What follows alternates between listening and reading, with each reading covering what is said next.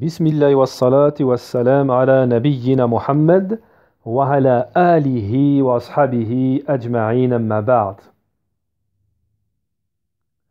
Et ceci est le comportement que seules les grandes âmes peuvent acquérir. Et cela est le parfait comportement.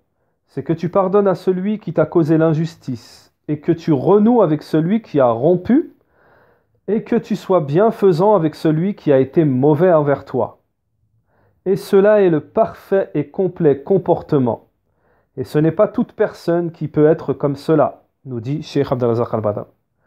C'est-à-dire beaucoup de gens, leur limite dans le domaine du comportement, c'est qu'il est bienfaisant, c'est qu'ils sont bienfaisants avec celui qui est bienfaisant. Avec lui, il se comporte très bien avec celui qui le fait avec lui, qui se comporte bien avec lui.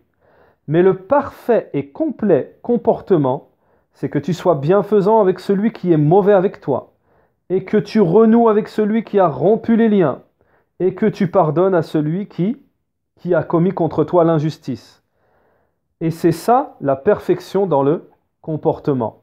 Ce comportement, c'est celui qui concrétise la bonté et qui coupe la voie au shaitan et au trouble, au mal et la rupture entre les gens.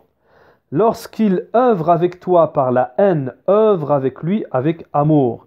Et lorsqu'ils te nuisent, sois bienfaisant avec eux.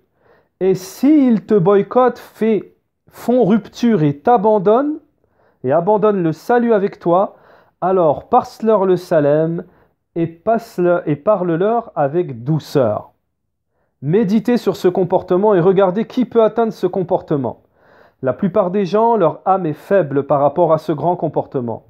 C'est une immense cause pour atteindre la réunion, pour contrer la fitna, pour atteindre le rassemblement entre les gens et pour contrer la fitna. Ici, une chose importante, lorsqu'une personne a ces caractéristiques, on lui nuit. Il excuse ou rompt avec lui. Ici, une chose importante, lorsqu'une personne a ces caractéristiques, on lui nuit. On lui est nuisible. Il excuse. On rompt les liens avec lui, il renoue. On est injuste, il pardonne.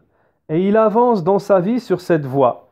Quel impact cette personne a sur les gens? Celui qui œuvre avec les gens de cette façon, et cela se voit après plusieurs années, tu trouves que cette personne, sur l'ensemble des gens, est un éducateur pour l'assemblée, pour les gens. Et les gens ne cessent de profiter de lui et lui nuisent sont mauvais avec lui, et lui reste sur le haut comportement. Les gens commencent alors à se corriger par sa cause, et il est devenu celui qui enseigne aux ignorants. Ceux qui possèdent ce grand comportement sont un exemple pour la communauté. Médite sur l'exemple qui a été mentionné, sachant que les premiers ayant ce comportement sont les prophètes.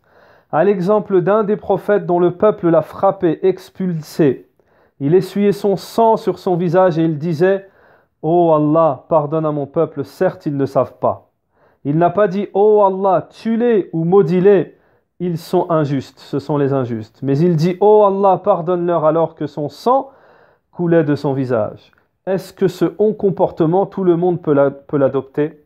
Imagine une personne, il se passe entre lui et un autre une querelle, et l'autre le frappe. Est-ce qu'il supportera d'essuyer son sang qui coule sur son visage pour dire « Oh Allah, pardonne-lui, il ne sait pas ». Je me souviens maintenant, nous dit Cheikh Abdelrazak Al-Badr, une histoire qui s'est produite avec le Cheikh Salih Hussein, rahimahullah, rahimahullah. Il était étonnant dans l'ascétisme et le comportement. Il était donc au pèlerinage, il marchait en revenant de Arafat, le mot Arafat. Il était très âgé. Donc, il bouscula sans faire attention une femme qui était avec une autre qui la poussait sur une brouette. Il la bouscula sans faire attention. Et cette femme était forte. Pour pousser une femme sur une brouette ou un chariot, cette femme était forte. Lorsque le cheikh la percuta sans faire attention, elle le frappa très fort et le cheikh tomba. Et elle l'insulta. Le cheikh se leva en souriant, il dit « Alhamdulillah, elle a pris son droit sur moi dans cette vie d'ici-bas. Elle a pris son droit sur moi dans cette vie d'ici-bas, du fait, entre parenthèses, du fait que je l'ai bousculé. Sachant que le shir à la base n'a commis aucun délit, n'a pas prémédité de la percuter, de la bousculer. Il s'est levé en souriant. Qui peut faire cela dans une pareille situation? D'où vient le sourire d'une personne dans une pareille situation? En pratique, lorsque vient le sourire de la tranquillité.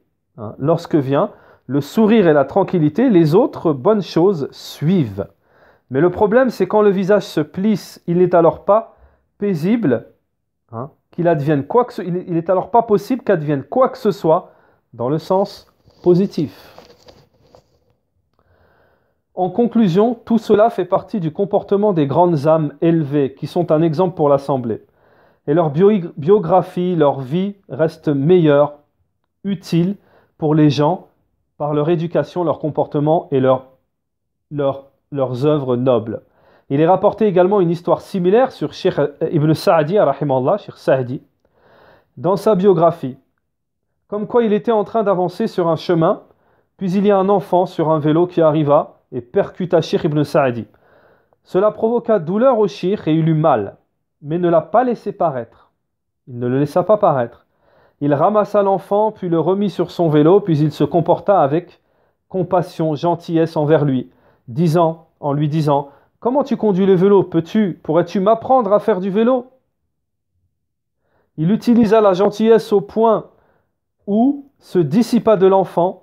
L'enfant, la peur qu'avait l'enfant et l'angoisse qu'avait l'enfant, elle se dissipa du fait qu'il avait percuté le savant, le cheikh Sa'di. Puis le cheikh en profita pour la même occasion. Il mit dans sa poche de l'enfant, dans la poche de l'enfant, de l'argent, dans un même temps. Ceci est mentionné dans sa biographie, rahimahullah. Ce noble comportement qu'a eu le cheikh plusieurs années après nous sommes encore en train de le mentionner. Ceci est l'exemple du comportement qui mérite les éloges dans la vie d'ici-bas et dans l'au-delà. Et si le cheikh n'aurait pas supporté ce qu'a fait l'enfant, et il l'aurait frappé fort, quels auraient été les problèmes qu'y aurait-il eu entre les familles? Beaucoup de problèmes ont lieu par la cause des enfants, la haine entre les familles, pour cause du manque de traitement face à la situation. Le traitement par la gentillesse, donc, fait partie du haut comportement. C'est celui qui réunit les cœurs, réunit les âmes et concrétise cette base immense. وصلى الله وسلم على نبينا محمد وعلى آله وصحبه أجمعين